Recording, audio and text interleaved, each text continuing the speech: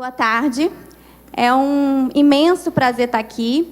Eu sou uma felizarda, porque eu sou realmente uma apaixonada pelo direito eleitoral e essas oportunidades que a gente tem de estar aqui com amigos, como vocês que estão hoje compondo a mesa, fazendo novos amigos, né? A Aline e a Caterina já conhecia, o juiz ainda não. Realmente é um grande prazer para mim. Eu quero parabenizar aos realizadores do evento, o Dr. Pierre, que é, enfim, um grande anfitrião, nosso presidente da Comissão de Direito Eleitoral, e, enfim, dizer da minha grata satisfação realmente de estar aqui hoje. Bem, começar fazendo um merchan em relação ao Manual do Candidato, que é uma obra que a gente fez em segunda edição, eu e o meu sócio, Rodrigo Pedreira, e que, na verdade, a gente fez realmente no intuito de contribuir para a eleição municipal. Não é uma obra vendida, é distribuição gratuita, está disponível no site, e eu trouxe alguns exemplares que a gente vai sortear, eu vou deixar com a organização do evento, e trouxe também o QR Code para vocês baixarem o manual, mas está disponível no site. O QR Code está na entrada do evento, depois quem quiser pegar com a pessoa que está distribuindo o material. É uma tentativa, na verdade, de esclarecimento, realmente, daqueles que vão participar do pleito das principais regras, porque a gente sabe que, muito embora o candidato precise apenas saber ler e escrever para ser candidato e estar afiliado, na verdade, ele precisa conhecer todas as regras eleitorais para que ele não ganhe a eleição, mas não leve, que é o que a gente acaba vendo acontecer e, muitas vezes, sendo punido pelo mero desconhecimento, realmente, não pela intenção de estar praticando qualquer tipo de abuso. Então, realmente, a iniciativa é de contribuir para um processo mais democrático, em que o eleitor seja realmente o protagonista. Bem, quanto ao tema que me foi designado, propaganda eleitoral, é um tema extremamente amplo e eu me permiti fazer um recorte, né? A gente tem aqui outros palestrantes na mesa, a gente já tratou ali mais ou menos de quem vai abordar o quê, para que não fique repetitivo. Então, eu vou tratar um pouco sobre a propaganda antecipada, a propaganda antes da eleição, a propaganda intrapartidária também. Bem, na verdade, a gente teve uma profunda alteração nessa última reforma eleitoral e teremos, a partir disso, a eleição mais desafiadora de todos os tempos. Tivemos aí, desde a Lei 9.504, uma série de alterações normativas, mas realmente a Lei 13.165 foi a reforma mais ampla que tivemos desde a Lei 9.504.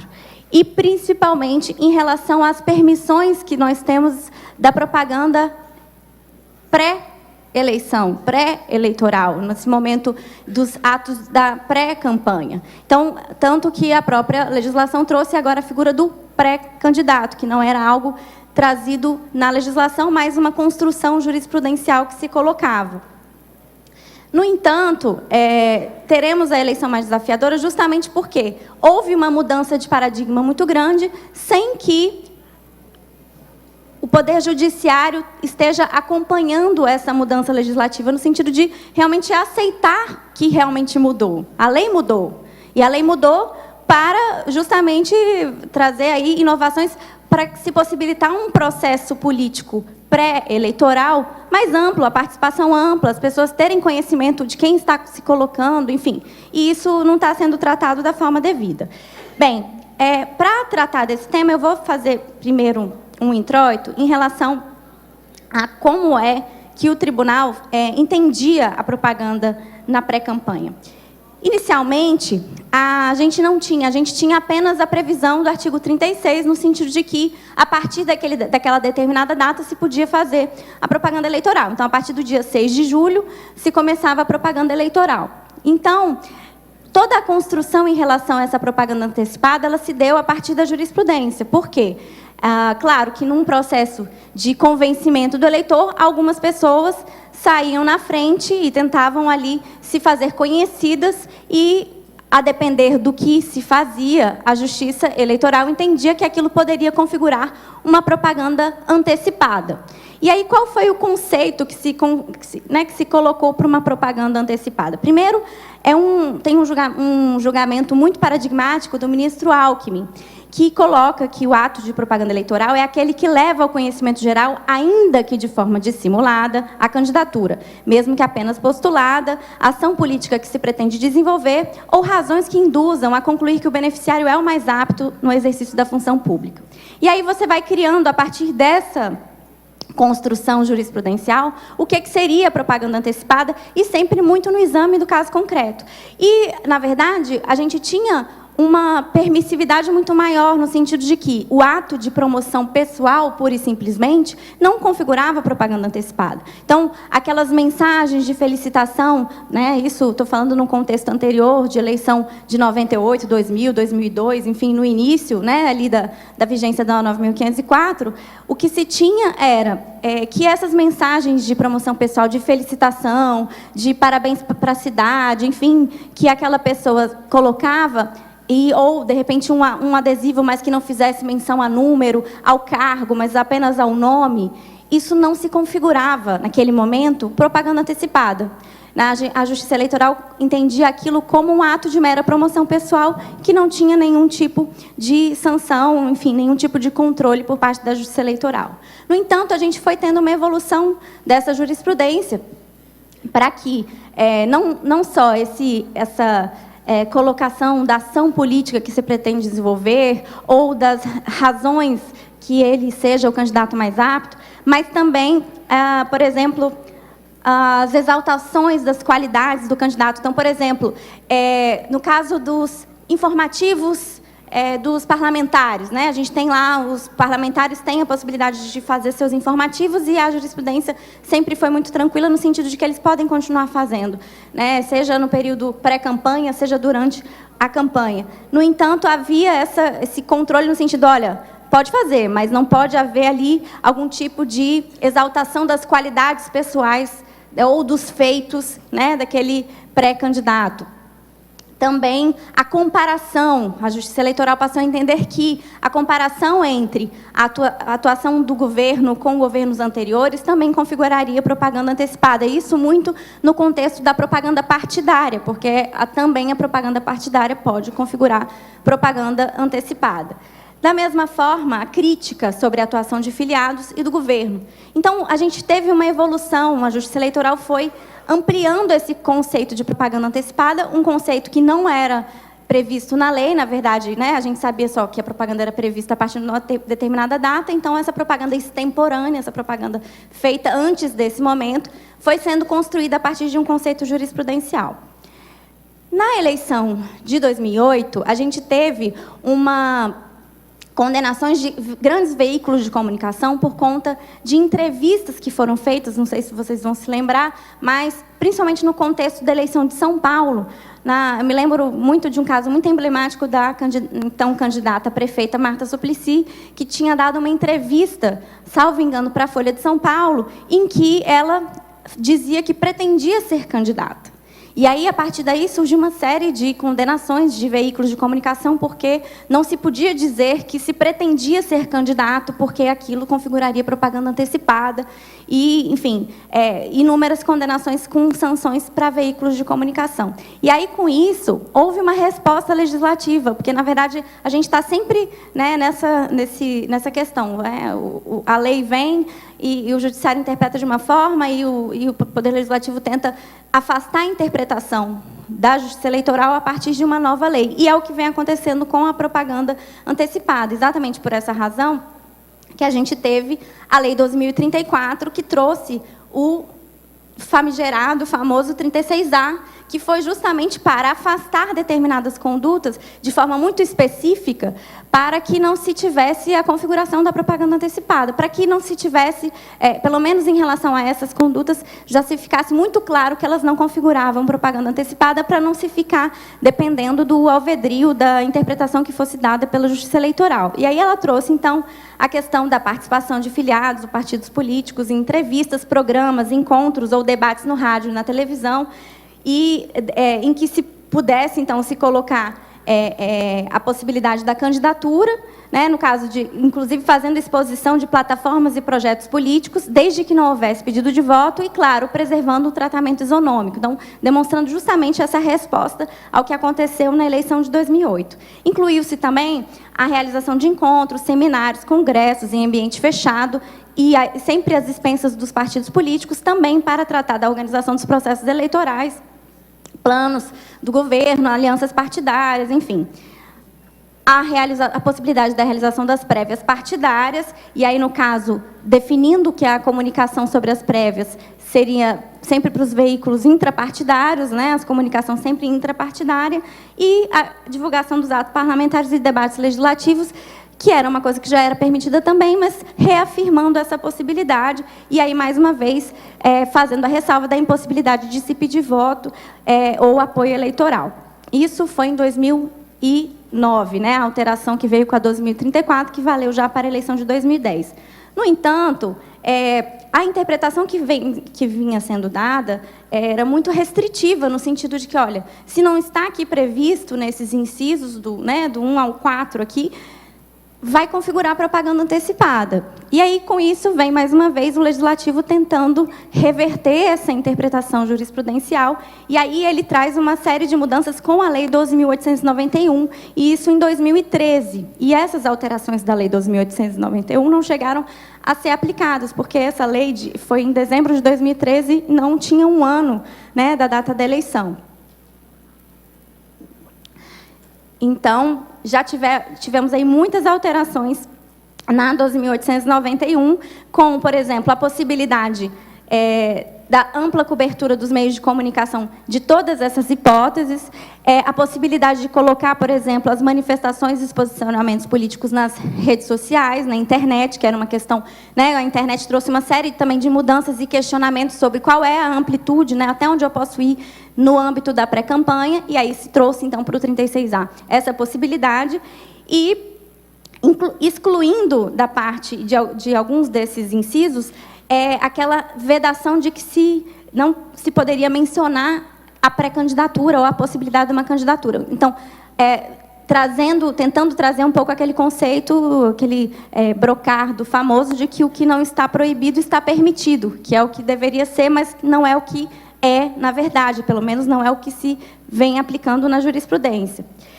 Trouxe também, enfim, uma série de outras possibilidades, né? Enfim, coisas mais específicas, possibilitando, por exemplo, a divulgação dos eventos partidários, não apenas intrapartidários, mas também nas redes sociais, então ampliando essa possibilidade. E agora, a 13.165, de 2015, ela foi ainda além. E aí se demonstra, mais uma vez, essa necessidade, essa vontade do Poder Legislativo de afastar o que a Justiça Eleitoral vem entendendo como propaganda antecipada, no sentido de ampliar realmente a possibilidade de manifestação política nesse momento antes da eleição. Na verdade, em qualquer momento que não seja a própria eleição, porque a grande dificuldade que a gente tem é, inclusive, delimitar quando é a pré-campanha. Quando é que começa a pré-campanha? É no ano da eleição? É no ano anterior? A gente tem, por exemplo, condenação de propaganda antecipada de ato realizado há mais de um ano antes da eleição. Então, assim, como é que é? Assim, é um critério realmente do julgador subjetivo, eu que defino, a partir de um contexto, né? Porque também é uma outra questão que o tribunal coloca, e tem sempre que analisar o contexto, porque pode ter uma propaganda ali implícita, subliminar. Então, assim, não tem limite, né? E é exatamente por essa razão que veio o 36A, para colocar um limite nessa interpretação. Olha, não configura a propaganda antecipada. Ele traz, e aí o caput é muito expresso, específico mesmo, para afastar essa interpretação que vem lá desse acórdão do Alckmin, por isso eu fiz questão de ler, e aí estabeleceu, não configuram propaganda eleitoral antecipada, desde que não envolvam pedido explícito de voto, a menção, não configura a menção à pré-candidatura, à pretensa candidatura, a exaltação das qualidades pessoais dos pré-candidatos e os seguintes atos que poderão ter cobertura dos meios de comunicação social. E no parágrafo, inclusive, antes de falar dos incisos específicos, se trouxe também a possibilidade expressa de pedir apoio político, né? Enfim, ou seja, mais uma possibilidade. Então, não pode pedir voto, mas o resto pode se fazer. Eu posso exaltar minhas qualidades, eu posso falar qual é o meu programa, o que é que eu pretendo fazer, o que é que meu partido defende, o que é que eu vou defender, por que é que eu sou melhor que o outro, enfim. E eu posso fazer isso de várias formas, e aí houve essa ampliação no contexto dos incisos, né? Além do CAPT, a gente tem a possibilidade, por exemplo, teve uma alteração específica, por exemplo, da divulgação de posicionamento pessoal, o que veio com a 12.891 da possibilidade nas redes sociais, o que se trouxe na redação dessa vez é inclusive nas redes sociais, ou seja, eu posso falar amplamente aonde for, inclusive na rede social, né? Não é apenas na rede social que eu posso colocar meu posicionamento político. Trouxe também a possibilidade das reuniões, das dispensas dos partidos políticos, reuniões que sejam de iniciativa do próprio partido ou iniciativa dos meios de comunicação, da própria sociedade civil, para divulgar ideias, objetivos, propostas do partido. E em qualquer localidade. E é importante dizer isso, porque em qualquer localidade não é em ambiente fechado, é em qualquer localidade. E aí, mais uma vez, a gente tem a partir dessa Lei 3.165, toda uma tentativa do Ministério Público, a partir da consulta que foi formulada ao TSE, de tentar restringir não só as hipóteses como taxativas, e aí não há uma definição da doutrina ou da jurisprudência quanto a isso, há muita divergência sobre se é ou não taxativo ou exemplificativo o rol do 36A, e isso ficou muito claro na consulta que foi formulada por conta dos debates que foram ali travados, consulta que acabou não sendo conhecida, porque o tribunal entendeu que, a partir justamente dessas divergências que estavam havendo, não faria sentido responder àquela consulta, porque eram muitas hipóteses e possibilidades que se colocavam, e o tribunal, ainda que não se vincule a partir de uma resposta à consulta, é um direcionamento que se dá, e não faria sentido dar um direcionamento que não era harmônico dentro do próprio tribunal. E aí, o que se pretendeu com a consulta, a partir da argumentação desenvolvida pelo Ministério Público, é que, na verdade, todos os atos de pré-campanha fossem restritos ao contexto intrapartidário, o que não faz o menor sentido, porque a lei é muito clara quanto à possibilidade das reuniões, não apenas fechadas, mas reuniões com iniciativa da sociedade civil, reuniões com iniciativas de veículos de comunicação. Isso não é contexto intrapartidário, isso é um contexto aberto, isso é um contexto político. E é justamente na tentativa de descriminalizar a atividade política, porque o que a gente percebe, e isso fica muito claro no contexto de propaganda antecipada, é essa tentativa na verdade, esse preconceito que se tem com a atividade política em geral. Então, isso tem trazido um grande distanciamento. Na verdade, o contexto atual nosso é muito perigoso, porque a gente tem um grande distanciamento da população da atividade política. E não há solução fora da política. Não há. E, na verdade, o 36A revela exatamente isso. Porque, enfim, e aí se traz assim, alguns questionamentos e restrições sobre questões que nunca foram tratadas no sentido de, por exemplo, claro, o pode tudo antes, pode tudo, posso sair gastando, né? Enfim, sem limite? Não, obviamente que não. A gente tem ali o período específico para se realizar os gastos, que você vai poder fazer toda a sua arrecadação da campanha. Mas você tem as possibilidades que são colocadas. Você tem, por exemplo, os atos do partido. Você pode, por exemplo, ter a arrecadação do partido para realizar todos esses atos nesse momento. E aí, quando você lê, por exemplo, a parte da manifestação do órgão técnico em relação à consulta, você percebe que se coloca como se a pré-campanha fosse o grande vilão da história, como se fosse subverter todo o processo eleitoral. Gente, vamos lá. Estamos falando de uma campanha de 45 dias, uma campanha relâmpago, em que todos os chefes do Poder Executivo podem concorrer no cargo,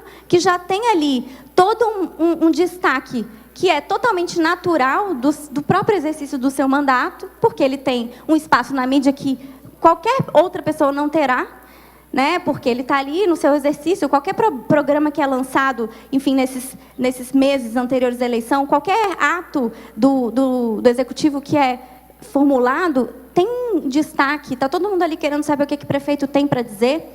E aquela pessoa que não tem um cargo público, ela não pode fazer um post patrocinado na internet que vale ali R$100, porque isso vai estar subvertendo a igualdade de oportunidade?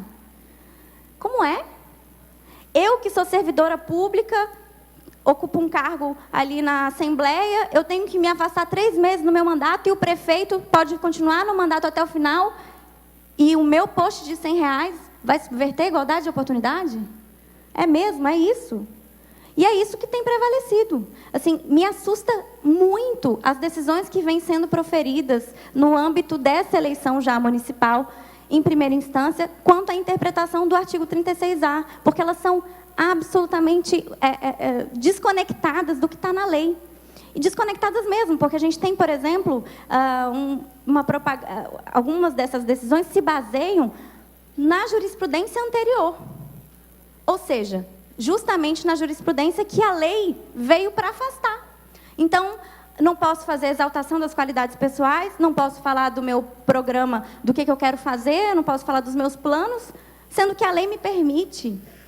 E, assim, eu acredito que ainda existe o princípio da legalidade. Quero crer, né, que existe. Enfim, como é isso? O direito eleitoral é o que está na lei ou é o que o juiz eleitoral diz que é?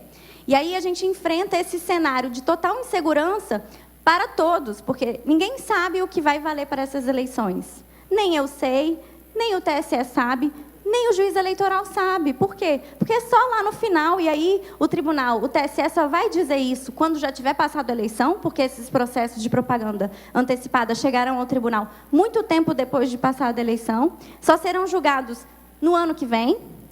E a gente vai enfrentar todo esse cenário, coitado, eu fico realmente com muito receio e com muita empatia em relação aos candidatos, gente. Tem que ter realmente muita vontade, muita coragem para se colocar num pleito como esse. Muita. Né? E que bom que tem pessoas que ainda querem. Que bom, né? Porque, eu tenho muito medo de um dia não ter mais ninguém que queira, porque, né, assim, todos os incentivos são muito negativos. Né? Você se colocar num pleito como esse, com essa tamanha insegurança e com a possibilidade de tomar aí multas fenomenais. Tem um post, por exemplo, num post patrocinado, nem sei quanto o pré-candidato gastou, mas por conta de um post patrocinado, simplesmente atua a multa que ele levou foi de R$25.000, por conta de um único post no Facebook. Então, realmente, a situação é muito delicada. Bem, são as perplexidades que eu queria deixar, meu tempo já se expirou. A necessidade da gente fazer uma leitura do direito eleitoral a partir da Constituição. O princípio da igualdade, ele nunca será absoluto, como eu disse, há inúmeras outras situações, como a própria questão da distribuição do fundo partidário, a distribuição da propaganda de TV. Então, nunca há igualdade, e é a partir daí que a gente tem que estar discutindo a igualdade. Então, não há como, por conta de situações tão pequenas como essas colocadas, que se pretenda subverter a igualdade por conta de atitudes tão pequenas. Bem, eu teria várias outras questões para trazer, mas, em virtude do término do tempo, não quero estourar. Quero apenas fazer aqui a propaganda da ABRADEP, que é a Academia Brasileira de Direito Eleitoral. Temos aqui inúmeros catarinenses ilustres que fazem parte da academia, doutor Luiz Magno, doutor Marcelo Peregrino deve estar voltando, doutora Ana Blas, enfim, muitos queridos amigos que já fazem parte. A ABRADEP tem página no Facebook para quem quiser curtir, tem também um site e pretende fazer a construção de um direito eleitoral mais democrático, mais no sentido do Estado democrático de direito, e a ideia é congregar servidores, juízes. Já convido meu companheiro de mesa também a fazer parte da ABRADEP, porque a gente precisa ser muito plural para construir um direito eleitoral melhor. E também o Mais Mulheres no Direito, que é um movimento coletivo criado com várias amigas, nossa governadora do Piauí, Margarete Coelho, está aqui também, Ana Cláudia Santana, que é justamente para divulgar aí a necessidade da participação das mulheres nas mesas dos eventos jurídicos. E eu quero parabenizar o evento, porque esse evento está realmente muito paritário. Fico muito feliz de fazer eventos como esse, porque é fundamental para cada espaço que a gente puder ocupar, com qualidade e com vocês, homens, né, no sentido de a gente estar construindo uma sociedade melhor. Muito obrigada.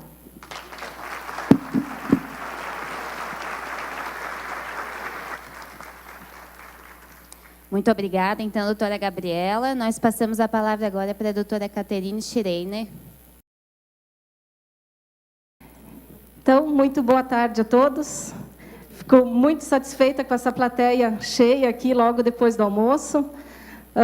E com essa alegria e essa turma grande que hoje está aqui prestigiando esse evento, eu inicio cumprimentando a Comissão de Direito Eleitoral, da qual eu faço parte, mas especialmente na pessoa do nosso presidente, o Dr. Pierre Vanderlinde, e da doutora Cláudia Bressan, que foram os grandes organizadores e que deram o sangue para que isso hoje aqui acontecesse. Então, em nome de todos, eu peço uma salva de palmas para eles, porque, enfim, a gente sempre precisa ter aqueles que se doam para que todos possam se beneficiar com isso, na medida em que nós teremos aqui 2 dias inteiros de muito conhecimento e muito debate, troca de ideias, e acho que isso é sempre muito positivo para todos. Feito isso, eu havia preparado uma apresentação aqui inicial, falando sobre a propaganda eleitoral antecipada, que a doutora Gabriela já tratou aqui inteiramente.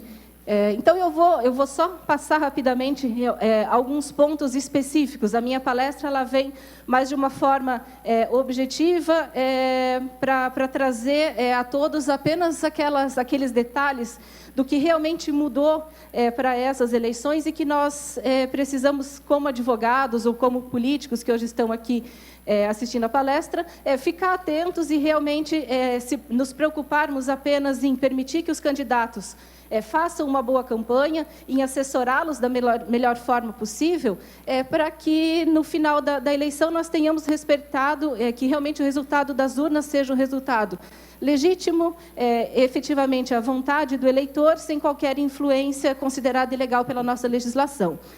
Então, bem rapidamente, nesse período de pré-campanha, e aí eu já começo a entrar no tema específico da minha palestra, que vai ser a questão da internet, o uso da internet nas eleições.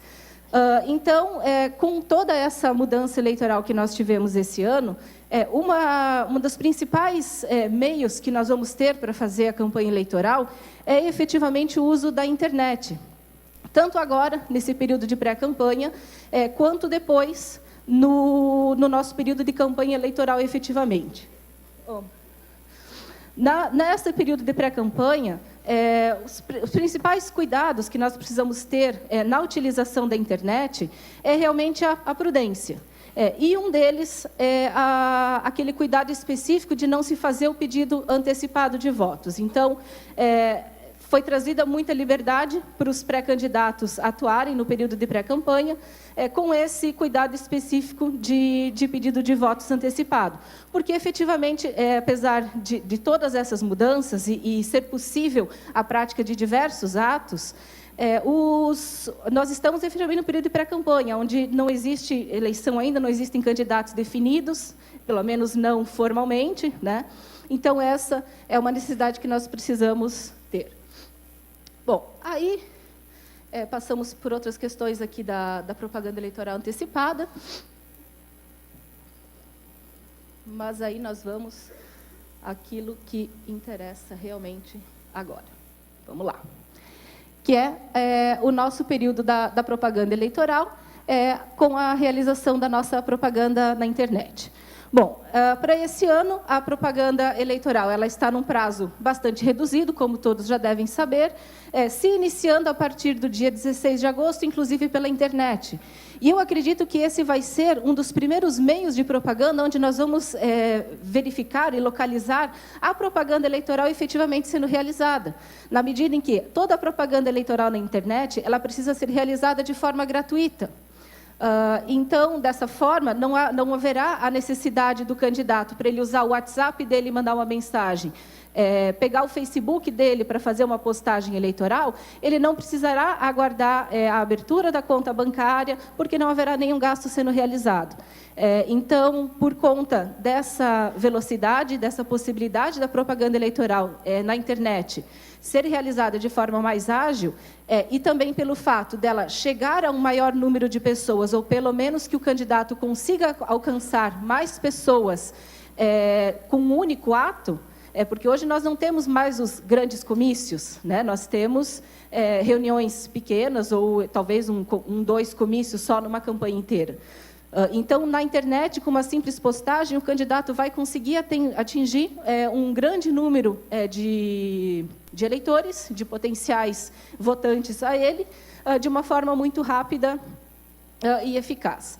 Claro que a propaganda na internet ela não vai ser a responsável pela vitória em nenhuma eleição, mas certamente aquele que fizer um mau uso da internet corre um grande risco de não se eleger, de perder ou de não conquistar o eleitor ou perder aquele que já havia conquistado anteriormente. Mas, em relação às mudanças jurídicas que nós tivemos a respeito da propaganda eleitoral na internet, o que nós precisamos debater e conversar hoje aqui nessa tarde? Em primeiro lugar, a questão da criminalização da contratação de pessoas para o arregimentamento, né, o arregimento de pessoas para falar mal de candidatos através da internet, né? Isso foi uma situação lamentável, muito triste, mas foi usada em grande escala em eleições anteriores, e a partir dessa eleição, com a reforma eleitoral que nós tivemos no ano passado, então, a contratação de pessoas para, através das redes sociais ou de qualquer outra forma da internet, para falar mal, denegrir, atingir a honra, atingir a moral do adversário, ela ficou considerada como um crime. Esse crime ele é punido com pena de detenção, que inicia em 2 anos e pode chegar a 4, além de uma multa que inicia em R$15.000 e pode chegar a R$50.000. Então, essa é uma primeira alteração significativa e muito positiva da nossa lei eleitoral para as eleições desse ano, e que, dentre tantas coisas que a gente não sabe se vão ser proveitosas, se efetivamente vão ajudar na legitimidade da eleição, essa é uma das que eu considero como positivas. Tá? Então, essa é uma questão bastante interessante.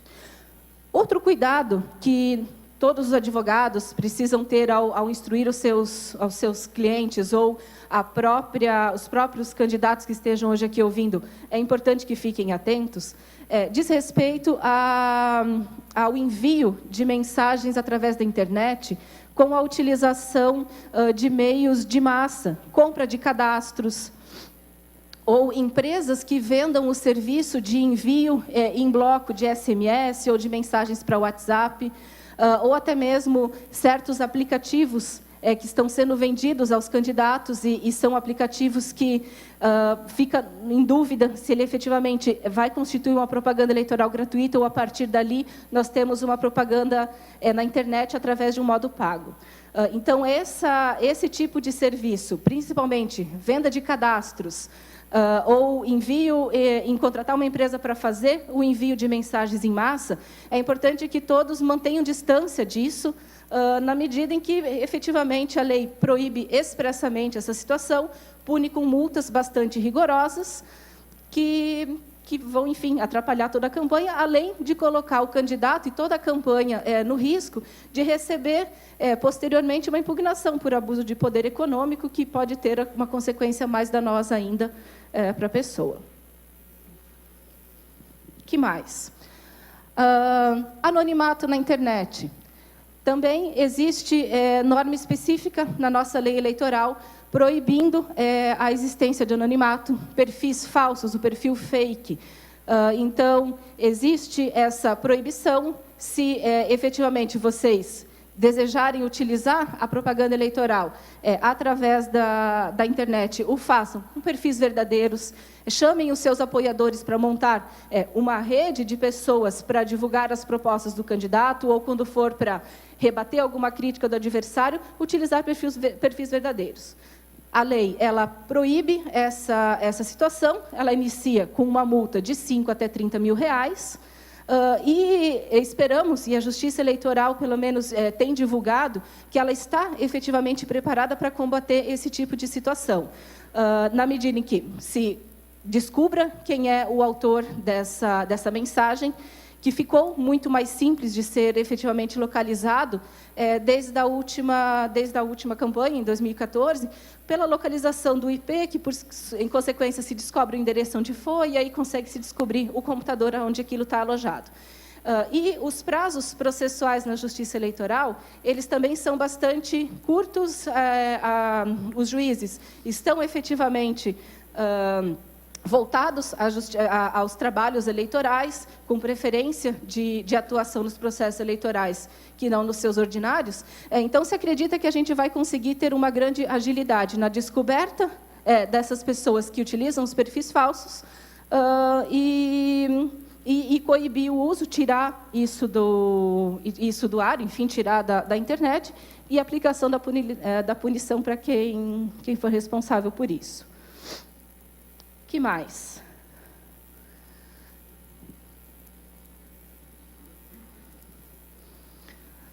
O impulsionamento na internet. Esse é um outro tema que, principalmente agora, na pré-campanha, ele tem sido bastante polêmico. Como a doutora Gabriela, ela trouxe aqui na palestra dela, essa dúvida, né? Veio uma recomendação do TSE dizendo que gastos na pré-campanha não são aconselháveis, enfim, mas não uma decisão efetiva. Mas, justamente na linha do que foi dito anteriormente, o pré-candidato que não ocupa um cargo público, por que ele não poderia impulsionar alguma publicação? E nem digo de gastar R$100, mas na nossa realidade em Santa Catarina, um impulsionamento de R$20, de R$30, ele tem um alcance tremendo na sociedade. E isso vai ser considerado a violação do direito de igualdade entre aquele candidato que está entrando agora na política ou não possui nenhum cargo público, contra aquele que já é prefeito ou já é vereador e tem o benefício de poder, de certa forma, não usar a máquina, mas a máquina está a favor dele de divulgar as suas ações, os seus atos, o seu nome, nesse momento. Me parece que a posição que deveria ser firmada, e pelo que eu enfim, e acredito que todos os colegas vamos batalhar,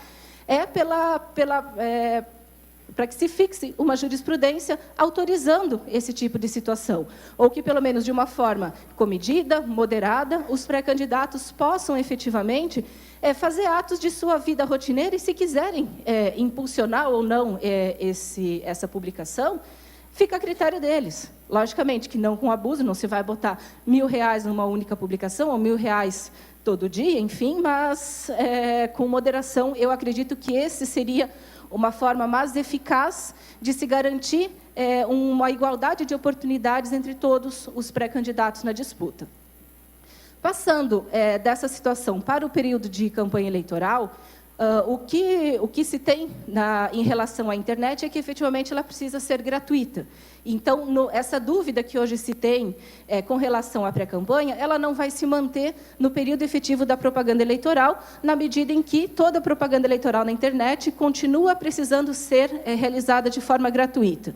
Então, é daí que vem essa impossibilidade de se fazer um impulsionamento, é daí que vem a impossibilidade de se contratar empresas para fazer esse serviço de telemarketing, ou de envio em massa de mensagens, ou de envio em massa de recados via WhatsApp, por exemplo. Não se pode comprar espaços em jornais, em revistas, para que eles divulguem a mensagem de vocês nos blogs, na internet. Não é possível, nem mesmo de forma gratuita, se realizar a propaganda eleitoral em blogs de pessoas jurídicas também.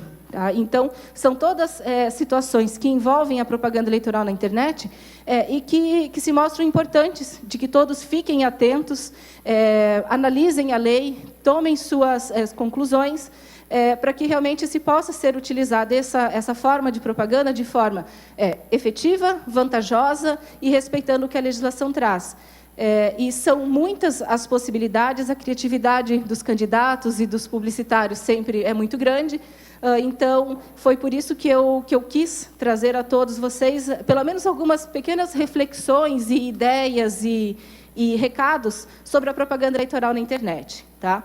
Ela vale muito a pena ser feita, é um meio extremamente produtivo e que, com certeza, vai ajudar muito a democracia em si poder levar a mensagem do candidato a mais eleitores, especialmente nesse período de propaganda eleitoral que é tão curto, aonde muitas vezes os candidatos não vão conseguir chegar em todas as casas pessoalmente para entregar o seu santinho, o seu material, tomar um café com o eleitor, aquele contato pessoal, mas fazendo pela internet, fazendo de uma forma bem feita, esse contato físico, algumas vezes ele pode ser substituído ou pelo menos melhorado, né? Ou substituir, enfim, pelo contato através da internet. Eu fico por aqui, agradeço a atenção de todos vocês e depois ficamos à disposição para debates a respeito do assunto. E vamos só para a última tela. Consegue passar por aí? Então, vamos lá.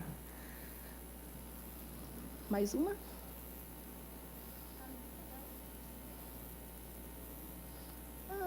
Não.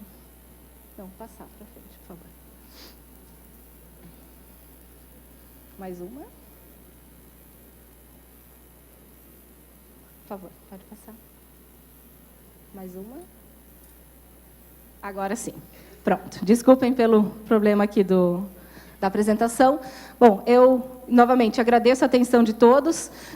Deixo à disposição de quem queira contribuir com o debate eleitoral um blog, um site que nós temos de forma gratuita e que divulga informações eleitorais, teses, artigos, enfim, o que os colegas advogados entenderem adequado divulgar de forma apolítica, sem beneficiar um candidato ou outro, um partido ou outro. Seja pelo site, o eleitoralbrasil.com.br, o facebook.com/eleitoralbrasil. Fico à disposição de todos depois, mais tarde. Obrigada.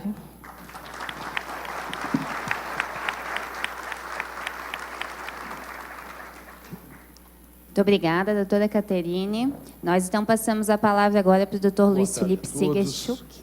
Gostaria de cumprimentar a doutora Aline Mon, que preside esses trabalhos, as minhas colegas, doutora Caterine e Gabriela, que compõem a mesa e fizeram brilhantes exposições, que penso que, pela forma como abordaram essas questões que envolvem a propaganda eleitoral, conseguiram trazer algumas luzes para todos aqueles que estavam envolvidos no pleito de 2016. Quero deixar também um agradecimento ao Dr. Pierre pelo convite para participar desse evento, ainda que um tanto afastado da jurisdição eleitoral, e também fazer um registro e um cumprimento à magistratura catarinense, em nome do meu querido, estimado amigo desembargador Nelson Schaeffer Martins, ex-presidente do nosso tribunal, que nos honra com a sua presença, e também aos membros do Ministério Público, advogados que diuturnamente militam conosco na jurisdição comum, na jurisdição eleitoral, enfim, na condução da justiça brasileira, todos esses valorosos profissionais dessas categorias do direito que devem trabalhar sempre de forma conjunta, de forma unida, de modo a prestarmos todos uma jurisdição da melhor qualidade a esse povo brasileiro que, neste momento, passa por momentos não dos mais agradáveis, mas eu sou um otimista e penso que esses tempos ruins passarão em breve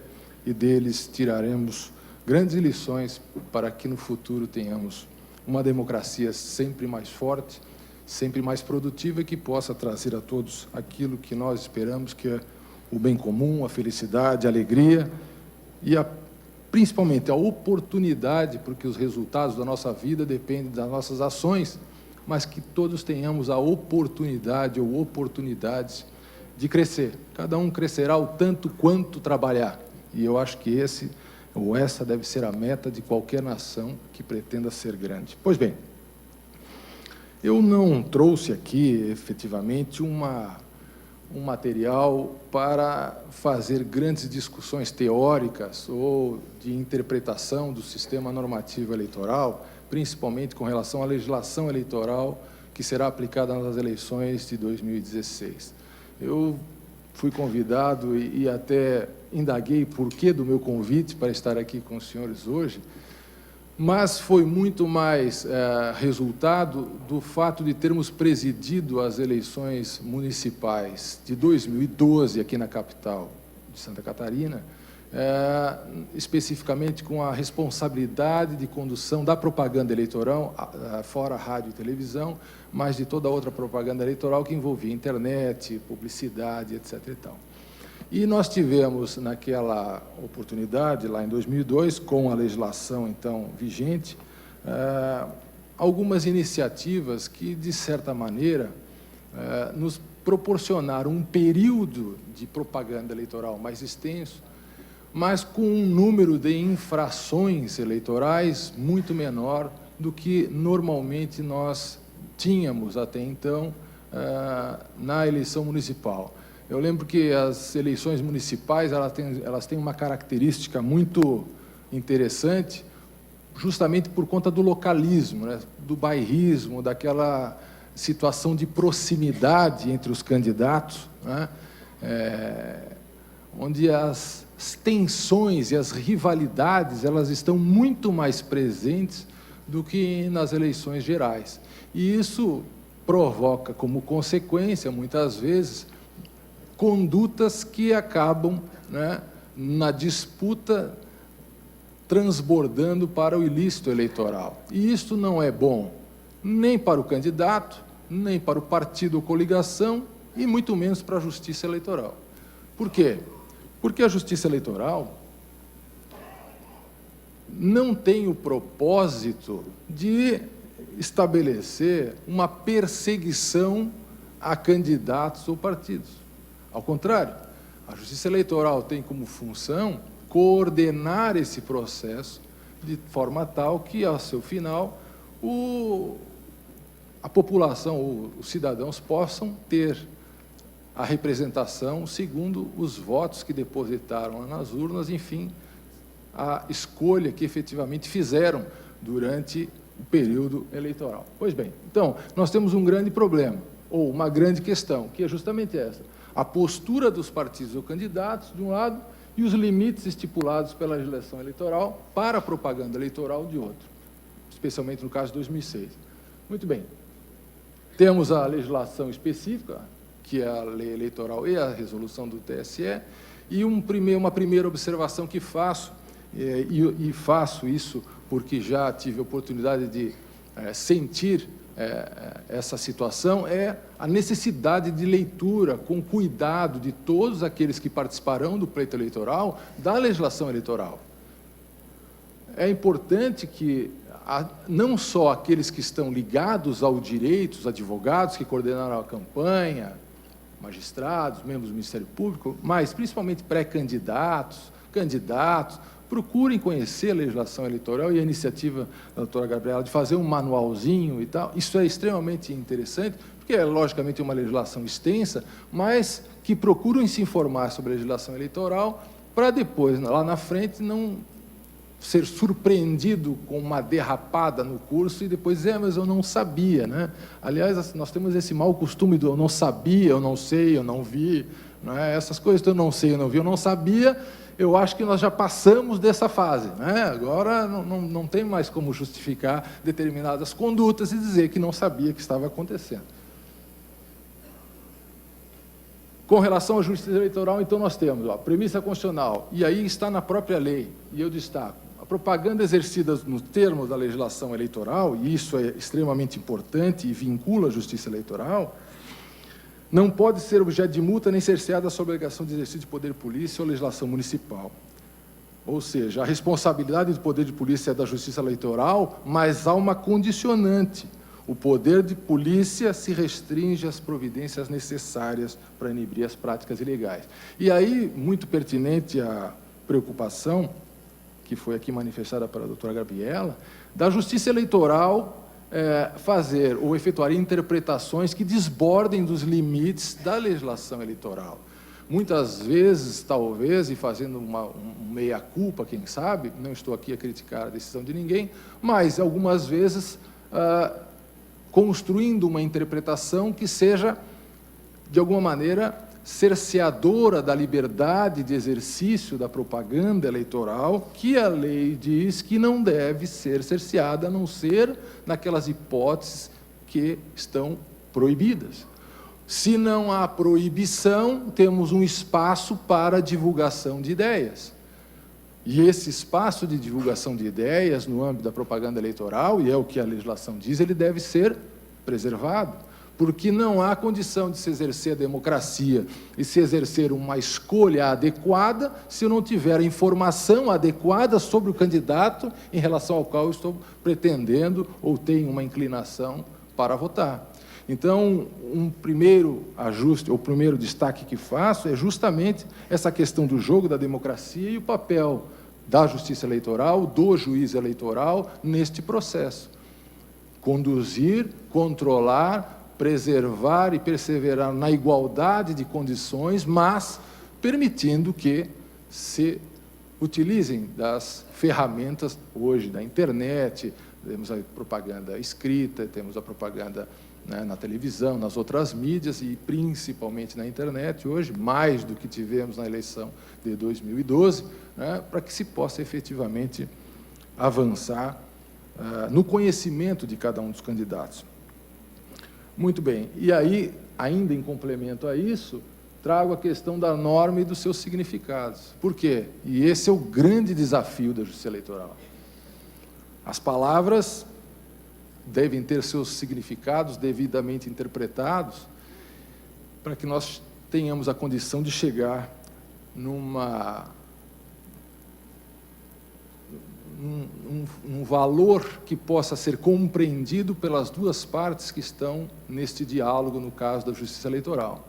Sejam os candidatos, pré-candidatos, partidos, advogados e magistrados que vão aplicar essa legislação na condução desse processo.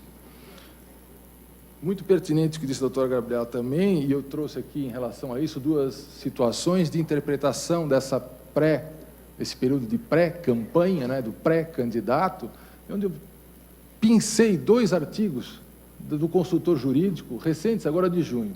Um dizendo que a pré-campanha deve ser exercitada, que a legislação não traz uma limitação, e peguei 2 trechos. E dizendo o seguinte, olha, pode fazer o pagamento de um post na internet, isso não é crime, deve ter liberdade de fazer, e assim por diante.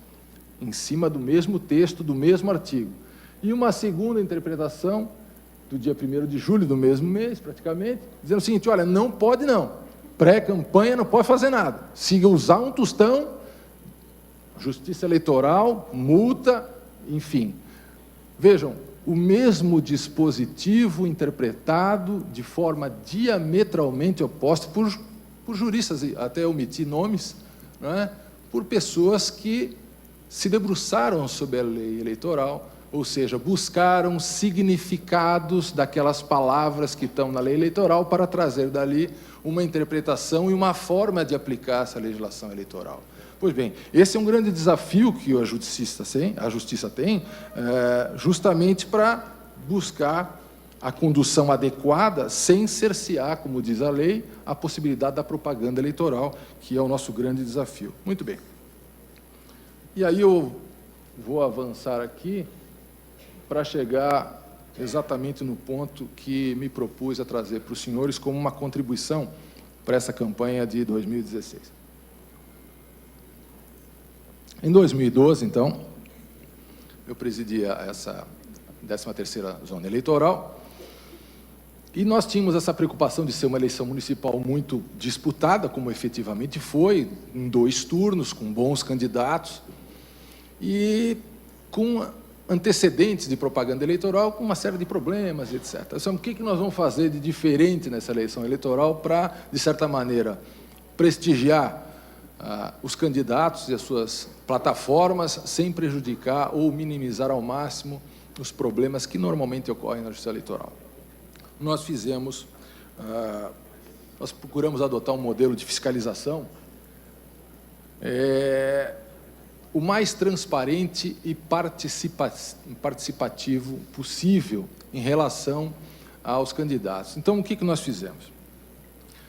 Nós estabelecemos reuniões prévias com partidos, com as polícias civil, militar e com o Ministério Público, sempre acompanhando, para tratar das regras que seriam aplicadas durante a campanha, durante o período de propaganda eleitoral. Logicamente que todos sabem ler, eu não queria ensinar ninguém a ler, porque era muito simples. Mas como a legislação ela é vasta e tem dispositivos esparsos de todo lado, nós resolvemos facilitar, talvez antecipando até um pouco do manual da doutora Gabriela, para nível local, essas questões que são tão sensíveis durante a campanha. Então, nós elaboramos alguns chamam jocosamente de porcaria, né? Mas nós elaboramos uma portaria, né? E essa portaria nos ajudou, vamos ver se vai. Deixa eu chegar lá. Não vai, deve ter sido uma porcaria, porque ela nem o painel eletrônico não vai. Mas daqui a pouco ela chega. Deve ter sido, não deve ter sido muito bom. Mas, enfim, só consegue passar 2 telas para mim? Ela já está sem vigor, então realmente daí eles não estão querendo funcionar. Vê se consegue 2 telas, mais uma. Muito bem. Nós baixamos uma portaria onde procuramos condensar, e a partir dessa proposta, justamente de democratizar, entre aspas, o conhecimento e democratizar a condução e buscar uma coparticipação, uma corresponsabilidade durante o período de propaganda eleitoral, nós marcamos essas reuniões com os partidos, com os candidatos, enfim. Para quê? Para estabelecermos os nossos limites e os limites da justiça eleitoral de forma muito clara e transparente, desde as menores coisas, como colocar um cavalete, né? Então, fiz uns considerandos as questões das permissões da justiça eleitoral, da lei eleitoral, provimento, inclusive trazendo algumas questões envolvendo a própria legislação de trânsito, né, que não está revogada durante o período eleitoral. Aliás, existe uma crença que parece que em período de propaganda eleitoral tudo está permitido e nenhuma outra legislação está em vigor a não ser a legislação eleitoral, o que não é verdade. Então, algumas questões acabam gerando problema, porque se entende, não, como é propaganda eleitoral, não pode fiscalizar, não pode, então, pode fazer e posso colocar em qualquer lugar. Não é assim. A própria legislação eleitoral traz restrições, legislação de trânsito também traz, e a nossa preocupação também era com o próprio eleitor e com as próprias pessoas envolvidas na eleição. Por quê? Porque, muitas vezes, os partidos, eventualmente, trazem seus simpatizantes, seus filiados e tal, para exercitar a propaganda eleitoral, e essas pessoas, muitas vezes, se colocam em risco físico, risco pessoal, no exercício dessa atividade de campanha. E nós temos que determinar, de certa maneira, conter esses excessos, porque essas pessoas se colocam em risco e colocam em risco todas as outras, porque a cidade continua funcionando. As coisas fluem e funcionam e devem funcionar e não devem parar por conta das eleições ou da campanha eleitoral. De modo tal que essas nossas orientações, elas buscaram justamente isso, demonstrar até onde, e é a questão central que colocamos, até onde iam as liberdades, avançavam as liberdades e onde estariam os limites para o exercício da propaganda. E aí, então, estabelecemos uma série de contenções no âmbito territorial de Florianópolis e a partir da competência que a Justiça Eleitoral, legal e constitucionalmente, havia atribuído ao Tribunal Regional Eleitoral à minha zona eleitoral. E aí estabelecemos uma série de enunciados que, na verdade, num primeiro momento se falou, e nós vamos entrar com... Alguém falou, né? Não, mas eu acho que isso cabe um mandato de segurança. Vou entrar com mandato de segurança contra a portaria do juiz, o que esse juiz está pensando, está agora legislando, etc. e tal. Daí, a pessoa que, à época, aventou essa possibilidade, me questionou, eu disse, olha, se você olhar a portaria, na verdade, não tem nada além do que a legislação eleitoral traz. Eu estou repetindo uma série de dispositivos, mas de forma condensada, de forma que, se você tiver que orientar o seu pessoal na campanha, você dê uma cópia da portaria e diga para o cidadão o seguinte: olha, se você vai fazer campanha para o nosso partido, você leia isso aqui antes, que você saberá exatamente o que você não deve fazer, porque é mais fácil você ir pela exceção. A exceção é o que eu não posso fazer. Eu tenho liberdade hoje no país de me movimentar, de fazer, de ir e vir, etc. e tal. Existem algumas proibições.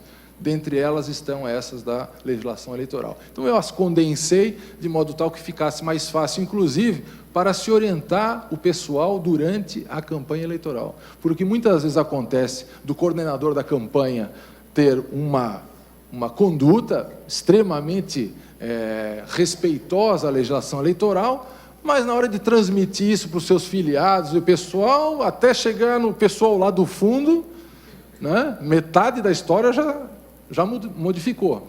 E acontecem, por conta disso, efetivamente, abusos e excessos que geram prejuízos, e hoje, com as multas, né, prejuízos pesados para o candidato, prejuízos pesados para o partido, e muitas vezes no risco, como disse a doutora, do ganha, mas não leva. Quer dizer, é vencedor da disputa naquele momento, mas depois vai sofrer uma série de sanções que vão acabar inviabilizando o mandato para o qual, né, o cidadão foi eleito. E aí, nós, então, baixamos uma série de normas, dentre elas, uma que nos pareceu extremamente proveitosa e que trouxe uma grande tranquilidade para a campanha de 2012, municipal em Florianópolis, foi estabelecermos as vias mais perigosas de Florianópolis, ou as vias mais movimentadas, que traziam maior risco para as pessoas durante a campanha eleitoral. Por quê? Como há muita utilização de bandeira, cavalete e etc. e tal, o pessoal colocava cavalete, principalmente aqui em Florianópolis, né, cavalete no vão central da Avenida Beira-Mar Norte. E nós temos aqui um vento, né, um vento conhecido, o vento Sule, que quando bate leva tudo. Ou vem o Nordeste, ou Cocoroeste, como diz o pessoal lá dos ingleses, e que quando bate levanta tudo. E ia parar a placa no meio da pista, e isso era um perigo e era coisa séria. Fora isso, temos as bandeiras, aqueles estandartes, né, que aquilo é uma invenção maravilhosa, né? Aquilo para quebrar antena de carro, ainda bem que os carros agora não tem mais, né? Mas tivemos notícias várias, que o pessoal parava ali perto da sinaleira, ali nas coisas, e aquela bandeirada, né? Mas as bandeiras, tem umas bandeiras que efetivamente sim, são portentosas, né? Tem uns 2 metros. Então, você pega uma bandeira daquela com um cabo de 2,5 metros, enorme, e bota um cidadão de 1,5 metro para segurar no vento sul aquela bandeira. Isso não dá certo, nunca, em lugar nenhum, né? É bandeira batendo em carro, é bandeira voando para dentro do negócio. E as pessoas, muitas vezes, no afã de ganhar o voto e a simpatia do eleitor, entra, né, na pista, entra a pista dentro e atinge veículo, etc. e tal. Então, nós seguimos uma série de orientações que, no final, acabaram por... todas aquelas vedações estão constando ali, acabaram por simplificar todo o nosso trabalho, não é? E diminuir sensivelmente os problemas relativos à propaganda eleitoral. Muito bem. Olha lá, não vejo o partido, já trouxe de outra cor também para não dar problema, né? Mas tivemos muitos problemas dessa natureza, pessoas invadindo pista, etc. e tal. Olha lá. Tivemos um probleminha com o Facebook, mas hoje já está melhor, porque nós temos uma previsão expressa, né? Fechamos 24 horas, né? A minha mãe já falecida, graças a Deus, não viu a metade do que me disseram. Mas aí resolvemos, o Facebook resolveu o que tinha que resolver, e eu tive também que prender um boneco, né? Não sei se você lembra da propaganda da maconha, eu mandei prender um boneco. Esse era um candidato que defendia maconha e tal, e ele está tudo certo, ele podia fazer campanha, mas ele botou um boneco, andava nas escolas, eu mandei prender o boneco, foi preso na Lagoa o boneco. Ele foi preso e ficou detido até terminar as eleições. Depois eu soltei o boneco. E eram 2 bonecos. Um eu prendi, o outro continuou solto. Aí o outro continuou solto andando com algema. Eles botaram algema no boneco. E botaram uma tarja preta na boca, ele estava amordaçado. Mas, enfim, são coisas de eleição. Essa foi a reunião que fizemos com a Polícia Militar, que foi quem prendeu o boneco, né? Enfim, a nossa pretensão é esta, garantia da normalidade, o jogo é esse, a vitória faz parte, e nós não queremos, da Justiça Eleitoral, dar cartão amarelo, nem cartão vermelho para ninguém. Nosso objetivo é organizar para que todos aqui, principalmente aqueles que vão concorrer, possam manifestar suas ideias da melhor maneira possível. Esse é o jogo melhor, o jogo onde o juiz não aparece. Se o juiz não aparecer no jogo, é porque o jogo foi bom. É isso, meus amigos. Uma boa tarde a vocês e muito obrigado.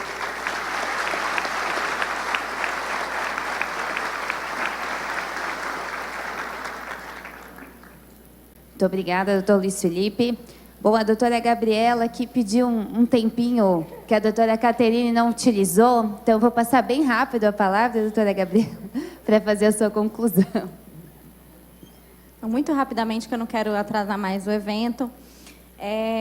Só, enfim, deixar as últimas impressões, porque a gente acaba vendo, desembargador, que tem, ainda que, claro, né, assim, sempre nas melhor das intenções, mas essa dificuldade que a gente tem, talvez essa, enfim, de enxergar a propaganda como uma coisa que tem que acontecer de forma muito ampla, né? Na verdade, assim, me preocupa muito. E aí, claro, sem querer fazer uma crítica direta, porque isso é uma prática comum da Justiça Eleitoral, de fazer, por exemplo, esse tipo de regulamentação por meio de portaria. Porque, na verdade, a gente já tem a lei, a gente já tem uma resolução, e aí, às vezes, a portaria cria hipóteses que, eventualmente, nem previstas na lei estão, e aí a gente fica sempre ali nessa dificuldade de definir bem o que então, né, qual que é o meu parâmetro? É a lei ou é o que o juiz vai dizer? Enfim, e essa dificuldade que a gente tem de enfrentar a propaganda como muito proveitosa, como muito boa, porque assim, é justamente a propaganda que vai permitir o eleitor definir a sua decisão. E assim, o eleitor e o candidato realmente precisam ser os protagonistas, como bem você colocou, né? A Justiça Eleitoral e o Ministério Público não são os protagonistas da eleição, e não é o que a gente tem visto, infelizmente. Assim, realmente fica ali sempre você vai hoje, sinceramente, o candidato ele entrega o panfleto assim, meu Deus, tô aqui, eu sou candidato, mas você não conta para ninguém não, é mais ou menos isso, assim, porque você fica nessa dificuldade de saber o que pode ou não. E o que me preocupa, né, assim, só para fechar mesmo, nesse momento, é a questão dos gastos. Isso, talvez por conta do tempo eu não falei, mas o que eu quero deixar assim é que tomem muito cuidado com os gastos que sejam realizados nesse período, porque o que se percebe tanto a partir do Ministério Público quanto a partir de uma visão da área técnica, eu não posso dizer do TSE, porque não houve ali, né, um pronunciamento formal, mas que assim pelo debate você já percebe, é a dificuldade de entender que esse gasto não seja um gasto antecipado no sentido de um gasto ilícito. Eu não entendo que é ilícito, mas a Justiça Eleitoral pode entender que é. Então, tomem cuidado para não fazer nenhum gasto que seja muito expressivo, porque isso pode implicar em abuso do poder econômico, que esses gastos não sejam vinculados a atos que são tipicamente de campanha, como, por exemplo, panfleto para distribuir, porque isso realmente não é o momento, placa para poder colocar em qualquer lugar, enfim, isso, deixar isso mais para o momento realmente ali da propaganda intrapartidária, né, 15 dias antes da convenção, que aí você pode realmente, nas imediações, fazer isso, e tentar focar, como que a própria doutora Caterine colocou, nas redes sociais. São uma propaganda que não tem custo, né? Assim, eu entendo que pode sim o post patrocinado, mas aí a gente não sabe qual vai ser o entendimento, então há sempre o risco. Então avalie, né, o custo-benefício disso, porque também, a depender do que se colocar em termos de valores, enfim, post patrocinado é normalmente muito pequeno, né, o valor. Mas, a depender do que se investir, isso pode também implicar em abuso de poder econômico. O principal, nesse momento, é ter o cuidado de não configurar o abuso de poder econômico. E aí eu alerto para as possibilidades que já há na lei, assim, realmente, de fazer essas reuniões, de aproveitar isso, aproveitar o partido, aproveitar para que esses gastos desse momento inicial sejam feitos via partido. Faça a sua doação para o partido pode fazer esses eventos, faça a sua doação, o partido não tem dinheiro, faça a sua doação e o partido faz o gasto para realizar ali o evento, para realizar a reunião. Aproveitem disso, assim. E uma outra questão é que eu entendo, e que talvez não fique muito claro, é que os partidos eles já podem estar fazendo arrecadação. Claro que eles não vão ficar fazendo gasto eleitoral agora, mas ele pode fazer a arrecadação arrecadação dele, que depois esse dinheiro vai para a conta de campanha eleitoral do partido, para depois ir para o candidato. Ele não precisa ficar esperando, até porque 45 dias vai ser muito difícil, né? Ficar esperando chegar e cumprir aqueles requisitos todos para começar a fazer uma arrecadação ordinária, que ele já pode fazer no dia a dia dele, porque é para os gastos dele ordinários. E aí, claro, sobrando dinheiro, ele pode investir isso depois na eleição. Só deixar esses alertas, porque realmente eu fico muito preocupada em relação a essa questão. Muito obrigada. Eu agradeço mais uma vez, então, doutor Luiz Felipe, por ter aceitado o convite, doutora Caterine, doutora Gabriela, que gentilmente, mais uma vez, vem a Santa Catarina para o evento da comissão da OAB. E assim nós encerramos, então, essa mesa para dar continuidade aos trabalhos dessa tarde. Obrigada.